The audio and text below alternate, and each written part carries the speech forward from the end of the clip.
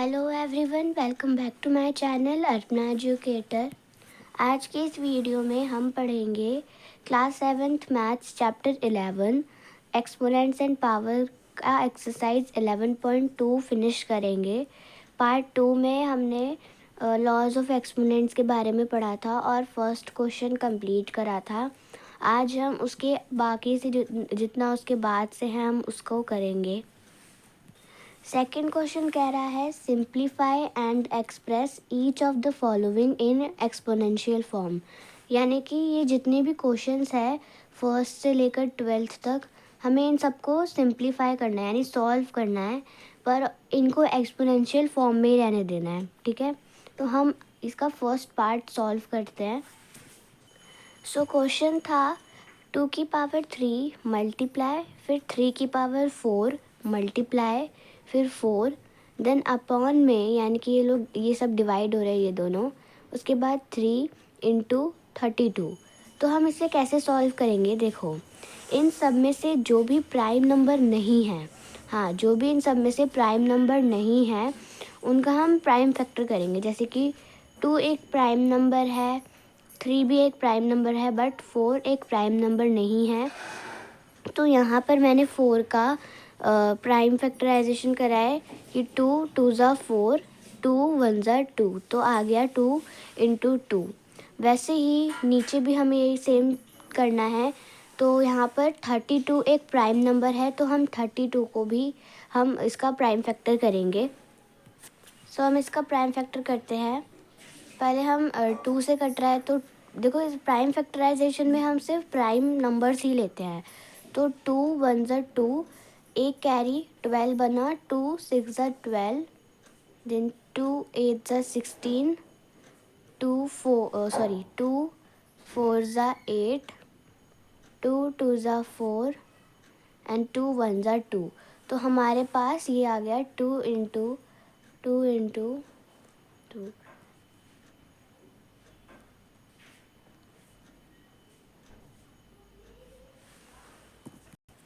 इसका आंसर 32 ही आना है। अब देखो यहाँ पर हम क्या करेंगे, अब हम इसको लिखेंगे। तो फर्स्ट स्टेप हमारा रहेगा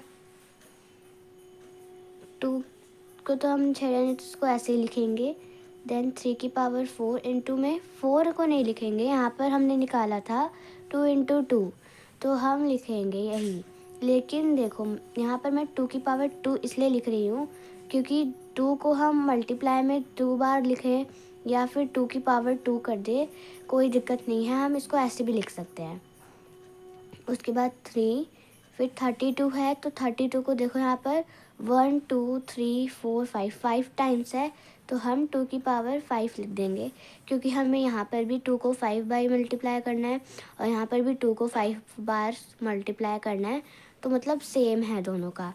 अब हमें बस इसको सॉल्व कर देना है। लॉज ऑफ एक्सपोनेंट्स जो हमने पार्ट 2 में पढ़ा था, अगर वीडियो नहीं देखी है तो मेरे चैनल पे जाकर ज़रूर से देखना, तभी ये क्वेश्चंस आप कर पाओगे। तो देखो 2 की पावर 3 यहाँ पर इंटू में 2 की पावर 2 है, तो इन दोनों को हम प्लस कर देंगे क्योंकि ये दोनों भी 2 की पावर 2 और 2 की पावर 3 दोनों मल्टीप्लाई ही होंगे। सो 3 + 2 हो जाता है 5, सो 2 की पावर 5 इंटू 3 की पावर 4 अपॉन में अभी भी है, सो ना। उसके बाद देखो 2 की पावर 5 डिवाइड में 2 की पावर 5 यहाँ पर कैंसिल आउट हो रहा है, तो हम इसको कैंसिल कर देंगे।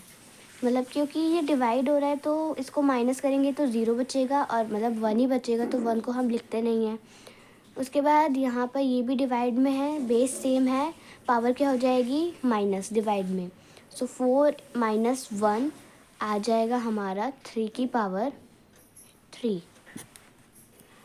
अब हम ये सेकंड क्वेश्चन करेंगे। सेकंड क्वेश्चन में हमें बॉडमास का रूल अपनाना पड़ेगा। तो बॉडमास में पहले हम बी का मतलब होता है ब्रैकेट, तो हम इसमें ब्रैकेट सॉल्व करेंगे। तो हम सबसे पहले बड़े ब्रैकेट को सॉल्व करेंगे। बड़े ब्रैकेट में भी छोटा ब्रैकेट है, तो हम छोटे ब्रैकेट को सॉल्व करेंगे।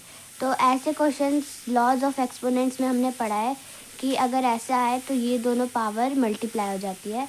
तो आ जाएगा 5, 3 2 ज़ा 6 इंटू 5 की पावर 4 डिवाइड में 5 की पावर 7। ये था फर्स्ट स्टेप। सेकेंड स्टेप है कि अब हम ये बड़े वाले ब्रैकेट को सॉल्व करेंगे। सो ये कैसे सॉल्व होगा? बेस सेम है, मल्टीप्लाई हो रहा है तो पावर ऐड हो जाएगी। सो 5 एंड 6 + 4 हो जाएगा, 5 की पावर हो जाएगी 10 डिवाइड 5 की पावर 7। अब डिवाइड हो रहा है तो यानी कि पावर माइनस हो जाएगी, तो 5 को वैसे लिखेंगे एंड 10 में से 7 गए, बचता है 3। आंसर।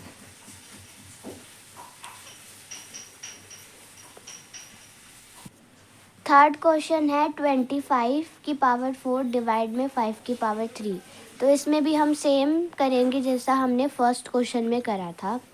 सो इनमें से सबसे पहले हम प्राइम फैक्टर करेंगे। 25 एक प्राइम नंबर नहीं है तो हम 25 का प्राइम फैक्टराइजेशन करेंगे।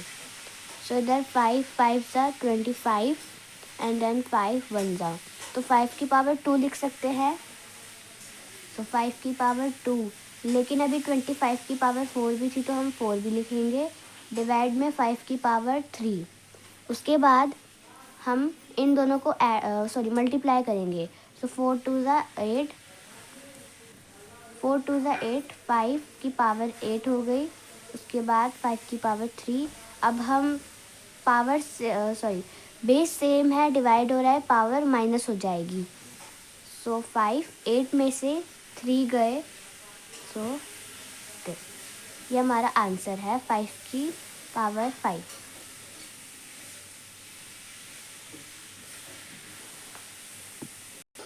सो ये नेक्स्ट क्वेश्चन है फोर्थ।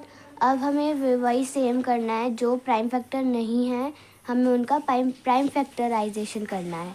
सो 3 है, 7 है, 11 है एंड 21 प्राइम फैक्टर नहीं है तो हम इसका प्राइम फैक्टराइजेशन करेंगे।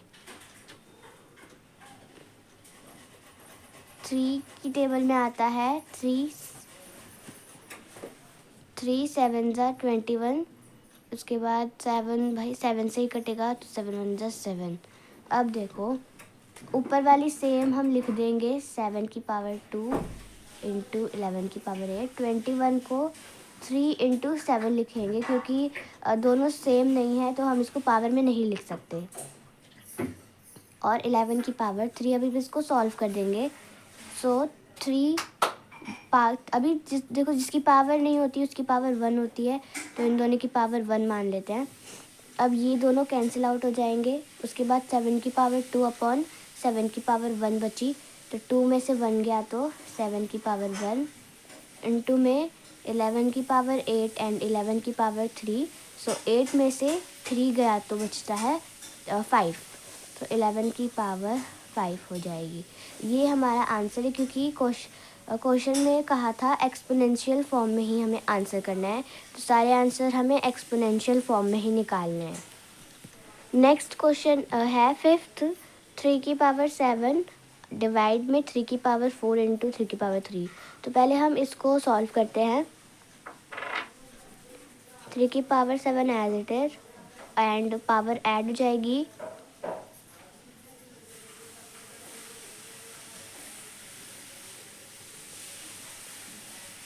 सो दोनों ऊपर सेम है तो ये कैंसिल आउट हो जाएगा, तो आंसर 1 ही आ जाएगा।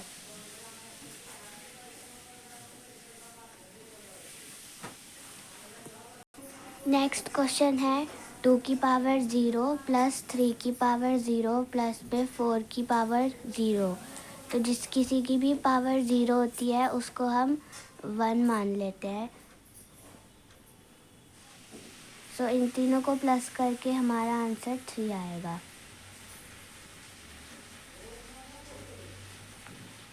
नेक्स्ट क्वेश्चन है, ये भी यही ऐसे ही होगा, इन सबको 1 मान लेंगे पर यहाँ पर मल्टीप्लाई हो रहा है तो आंसर इसका 1 आएगा। उसके बाद 8th क्वेश्चन है, पहले हम ब्रैकेट को सॉल्व करेंगे। सो 3 की पावर 0 1 प्लस 2 की पावर 0 1 तो इंटू 5.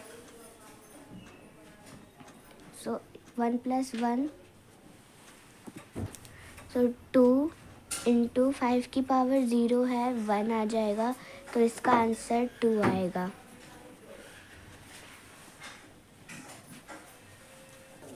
नेक्स्ट क्वेश्चन है 9th, 2 की पावर 8 इंटू ए की पावर 5 अपॉन में 4 की पावर 3 इंटू ए की पावर 3। सो 4 एक प्राइम फैक्टर नहीं है, तो हम 4 का प्राइम फैक्टराइजेशन निकालेंगे। सो आ जाएगा 2 की पावर 2 इंटू ए एंड 2 की पावर 2 इंटू ए की पावर 3। अब देखो ये दोनों माइनस हो जाएंगे क्योंकि डिवाइड हो रहे हैं एंड बेस भी सेम है। 2 की पावर 8 है एंड 2 की पावर यहाँ पर 2। अब 8 में से 2 माइनस करेंगे तो आ जाएगा 2 की पावर 6 इंटू 5 में से 3 माइनस करेंगे तो आ जाएगा ए की पावर 2। ये हमारा लास्ट आंसर होगा। अब बढ़ते हैं 10th क्वेश्चन की तरफ। Again this is also very easy. ये दोनों पावर माइनस हो जाएगी। सो 5 में से 3 गए, आया 2, देन इंटू ए की पावर 8, पावर ऐड हो जाएगी 8 प्लस 2, ये हमारा आंसर हो जाएगा।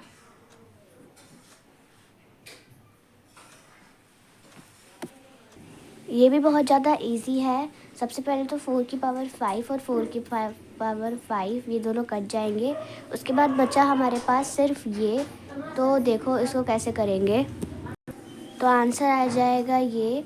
1 लिखने की ज़रूरत नहीं है, आप चाहे तो लिख भी सकते हो और नहीं भी लिख सकते। सो नेक्स्ट क्वेश्चन है 12th। इसको हमें कैसे करना है, देखो ये जो ब्रैकेट लगा है और बाद में 2 है, यानी कि इन दोनों की पावर भी 2 है, पर ये जो 2 की पावर 3 है सिर्फ ये ही इसी की पावर है, ये इसकी पावर नहीं है।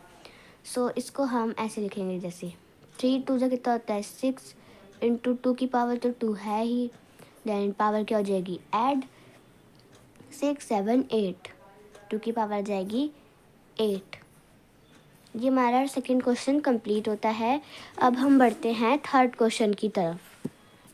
थर्ड क्वेश्चन बहुत ज़्यादा इजी है, बस आपको इसमें से ट्रू और फॉल्स बताना है। तो देखो पहला होगा फॉल्स, क्योंकि 10 इंटू 10 की पावर 11, इसने कहा है कि 100 की पावर 11 आएगा। तो नहीं, ऐसा नहीं है, क्योंकि 11 प्लस 1 क्या होता है 12, और 10 की पावर 12 आना चाहिए था, तो ये फॉल्स हो जाएगा। नेक्स्ट है 2 की पावर 3 बड़ा है 5 की पावर 2 से, तो ऐसा बिल्कुल नहीं है, क्योंकि अगर आप इसको सॉल्व करोगे तो ये 8 आएगा एंड 5 5 ज़ा 25, सो 25 बड़ा है, बट यहाँ पर बताया कि 8 बड़ा है, तो ये भी फॉल्स हो जाएगा। थर्ड क्वेश्चन है 2 की पावर 3 इंटू 3 की पावर 2, तो ये भी फॉल्स हो जाएगा, क्योंकि ये तब होता जब पावर से जो पावर होती है वो सेम होती है, तब हम बेस को मल्टीप्लाई कर देते हैं। तो अगर इसका होता, इसका अगर मैं निकालूँ तो इसका होता 2 इंटू 3, और 2 की भी पावर 5, 3 की भी पावर 5, तो 3 2 जो 6 and power as it is ऐसे ही लिख देंगे।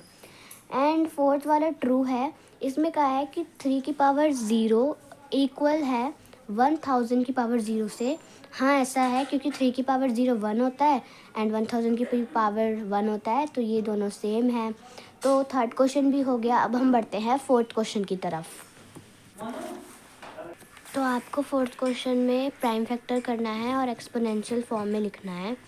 तो देखो फोर्थ का मैंने फर्स्ट करा है। क्वेश्चन था 108 इंटू में 192, तो 108 का आंसर ये आया और 108 का आंसर ये आया और 192 का आंसर ये आया। तो फिर इन दोनों को मैंने ना ऐड कर दिया। तो जब मैंने इन दोनों को ऐड किया, जैसे कि 2 की पावर 2 है, 2 की पावर 6 है, तो पावर ऐड हो जाएगी, तो 2 की पावर 8 आया। फिर वैसे ही इसको ऐड करके ये करा 3 आएगा, 3 की पावर 4, ये हमारा आंसर आया। सेकंड क्वेश्चन में प्राइम फैक्टर करने के बाद ये हमारा आंसर आया, ठीक है। एंड थर्ड क्वेश्चन में भी यही था, 2 करने थे। 3 की पावर 6, 2 की पावर 6, 3 की पावर 6 इंटू 2 की पावर 6, पावर सेम है बेस, क्या हो जाएगी, मल्टीप्लाई। सो पावर, देखो पावर सेम है और बेस जो है सेम नहीं है, तो बेस को हम मल्टीप्लाई कर देंगे और पावर एज इट इज़ लिख देंगे, तो ये हमारा आंसर हो जाएगा। नेक्स्ट क्वेश्चन में भी मैंने ऐसे करा है, ये पूरा 2 को सॉल्व कर दिया, 2 की पावर 8 आ गया और इनटू में 3 आंसर, ये हमारा आंसर था। फिफ्थ क्वेश्चन आपका होमवर्क है। फिफ्थ क्वेश्चन आपको खुद से पूरा सॉल्व करना है। आपको ये तीनों पार्ट सॉल्व करके मुझे इसका आंसर कमेंट में बताना है। कैसी लगी आपको ये वीडियो मुझे कमेंट करके ज़रूर से बताना। अगर आपको ये वीडियो अच्छी लगी हो तो मेरे वीडियो को लाइक करना। जितनी भी सारी वीडियोस है, मैंने और भी बहुत सारी वीडियोस बनाई है, उनको भी देखना और लाइक करना। मेरे चैनल को सब्सक्राइब कर भी करना। Till then take care and bye bye.